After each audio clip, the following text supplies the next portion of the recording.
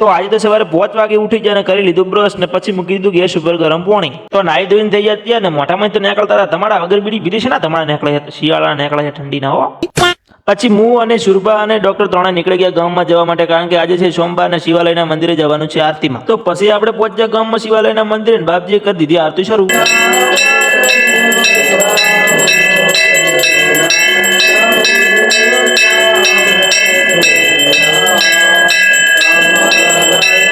તો આરતી બીજી કરી લીધી ને પછી બધા ભાઈઓ બેસી ગયા અને હું પણ ત્યાં બેઠો હતો અને પછી બાપજી બનાવી દીધી ચા. તો ચાનો કોટો ચડાવી દીધો હવારમાં એક. તો હવે અમે નીકળી ગયા ઘરે ને ઘરે આવીને નાખી દો ચકલા ને થોડોક રોટલો. અને આ બાજુ આ કલાકાર શું ગાય છે ખબર જ પડતી નહીં.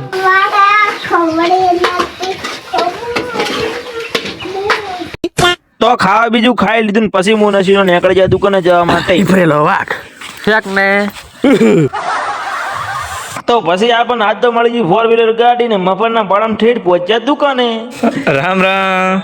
બાલ કપાય અમારે હવે ડાકુડે કપાઈ લેશે. હા મોસું બોસું કઢાઈ આલે પણ હતી